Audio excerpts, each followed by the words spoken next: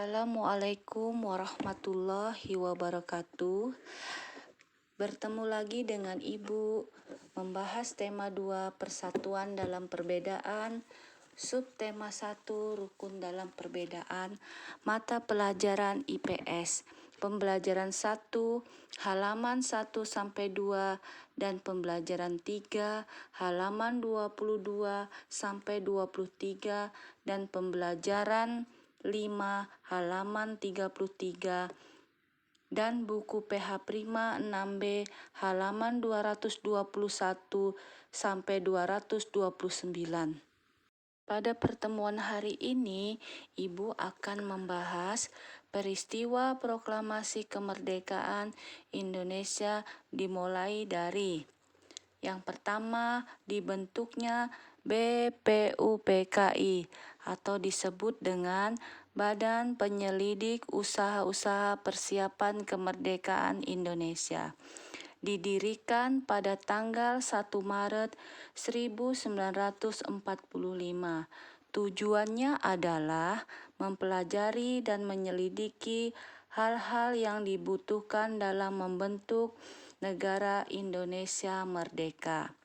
Sidang BPUPKI diselenggarakan pada tanggal 29 Mei sampai 1 Juni 1945 di Gedung Chow Sangi menyusun dasar negara Indonesia yang diketuai Rajiman Widyodiningrat bersama 3 tokoh yang mengusulkan dasar negara, yaitu Muhammad Yamin, Supomo, dan Insinyur Soekarno. Kemudian munculnya Piagam Jakarta atau disebut Jakarta Charter adalah rumusan dasar negara dan disepakati Panitia 9 pada tanggal 22 Juni 1945. Kemudian dibentuknya PPKI atau disebut Panitia Persiapan Kemerdekaan Indonesia. Dibentuk pada tanggal 7 Agustus 1945. Tugas PPKI menetapkan, mengesahkan rancangan dasar negara yang telah dibuat oleh BPUPKI. Naskah Proklamasi Kemerdekaan Indonesia dibacakan di Jalan Pegangsaan Timur nomor 56 Jakarta pada hari Jumat tanggal 17 Agustus 1945 pukul 10.30. Naskah proklamasi dibacakan oleh Insinyur Soekarno didampingi Muhammad Hatta serta para tokoh nasional.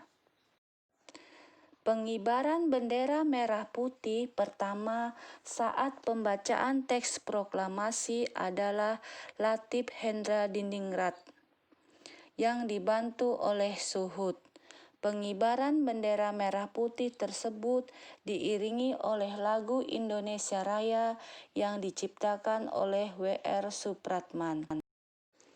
Kemudian berita tentang proklamasi disebarluaskan ke seluruh Indonesia dengan cara menempelkan selembaran di tempat umum dan disiarkan melalui kantor berita Domei milik Jepang dan melalui surat kabar.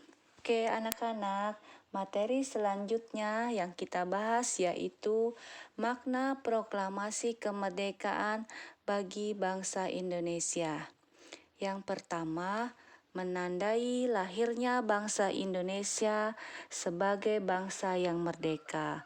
Yang kedua, puncak perjuangan bangsa Indonesia meraih kemerdekaan. Yang ketiga, pengakuan dari dunia luar. Yang keempat, bukti bahwa Indonesia merupakan bangsa yang mandiri. Yang kelima, landasan untuk bersikap terhadap dunia. Perhatikan pada slide berikut ya. Ini adalah contoh bahwa Insinyur Soekarno membacakan teks proklamasi dengan adanya menandai bahwa kemerdekaan Indonesia. Oke, sekarang kita lanjut ya. Ibu akan membacakan teks proklamasi. Kemudian kalian nanti membuat video dengan membacakan teks proklamasi, kemudian dikirimkan melalui WA Ibu ya. Jangan lupa menggunakan baju seragam merah putih dan menggunakan teks. Ibu akan coba membaca ya. Proklamasi. Kami, bangsa Indonesia, dengan ini menyatakan kemerdekaan Indonesia. Hal-hal yang mengenai pemindahan kekuasaan dan lain-lain diselenggarakan dengan cara seksama dan dalam tempo yang sesingkat-singkatnya. Jakarta, 17 Agustus 1945, atas nama bangsa Indonesia, Soekarno-Hatta. Seperti itu ya membacanya, nanti dikirim videonya lewat WA. Oke, materi selanjutnya, penerapan makna proklamasi kemerdekaan Indonesia di kehidupan sehari-hari. Proklamasi kemerdekaan Indonesia menandai kelahiran bangsa Indonesia sebagai bangsa yang merdeka dari penjajahan. Oleh sebab itu, kita harus memaknai proklamasi kemerdekaan dalam kehidupan sehari-hari. Makna proklamasi Indonesia dalam kehidupan sehari-hari antara lain di lingkungan rumah. Contohnya, saling menghormati dan menghargai anggota keluarga. Bangga memakai barang buatan dalam negeri.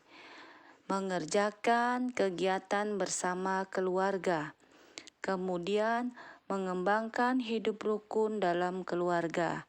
Dan yang terakhir, rajin membantu orang tua. Kemudian, di lingkungan sekolah. Mengisi kemerdekaan dengan giat belajar. Kemudian mengikuti upacara bendera dengan tertib dan hikmat.